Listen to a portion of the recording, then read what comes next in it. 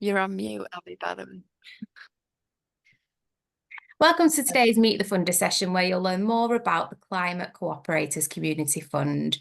The session will be delivered by Bernadette and Mark from Rochdale Borough Council. Over to you, Bernadette. Thanks, Hayley. Okay, I'll just share my screen.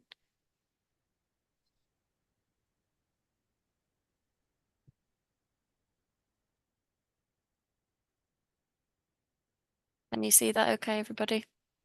Yeah. Okay, so just to set the scene, aim of the session is obviously to provide an overview of the grants that are available, the type of projects we would fund, how much groups can apply for, deadlines, and the application process as well. So just to give a bit of background, the Climate Cooperators as a group, which is made up of council officers, partners, organisations and other stakeholders that play a key role in terms of climate action in Rochdale Borough. And this is the group that have set out the priorities for this funding. And then a core group will also be involved in the decision panel as well. But yeah, that's sort of given a bit of context in terms of the name of the funding as well, with it being the Climate Cooperators funding. So yeah, just to set the scene on that. This is just a bit of an overview in terms of those priority areas that have been set by the Climate Cooperators group. So the first one being raising awareness and education. So we had a discussion at one of the meetings in terms of renewable energy and active travel and sort of, yeah, more broadly sustainable ways of living and how there's sometimes misconceptions about those sort of areas. And yeah, so we were thinking as a group, workshops and campaigns and sharing educational materials would be really useful in terms of debunking those myths around those different topics. The second one is on planting and growing.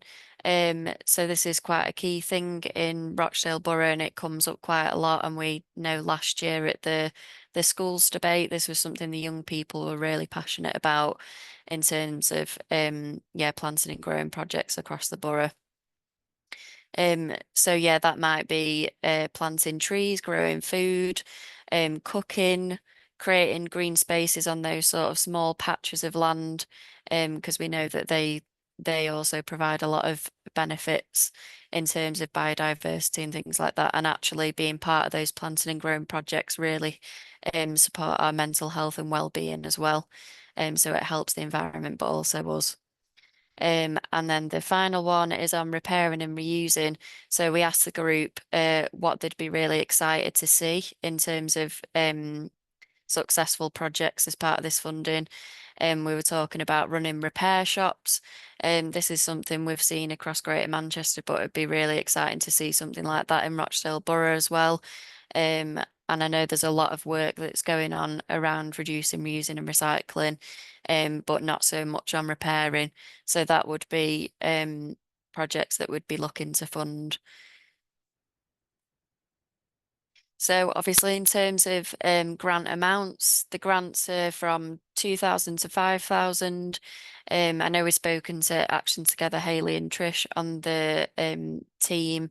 If you were looking to apply for lower than that, I know there are other opportunities for sort of micro grants and things like that that Action Together offer, but would be open to sort of for people to share ideas in terms of this funding. But yeah, obviously just to note that if you are applying for 5,000, then it will be more competitive because we've only got limited funding. But we're really keen to, sort of have a bigger funding pot and support those bigger projects. And yeah, obviously deadline Sunday the 28th of July, so it's only a couple of weeks away. But yeah, we're hoping that we get a good range of applications for those different sort of priority areas. Yes, and then application process. So although the Climate Cooperators group are involved, obviously we're working really closely with Action Together in terms of that application process. So Hayley, who's on the call, will be supporting people to apply. And yeah, myself and comms colleagues will be sharing that through different platforms and things like that. But yeah, I think that's everything. So if anyone's got any questions, then I'm happy to have a bit of a chat, but I'll stop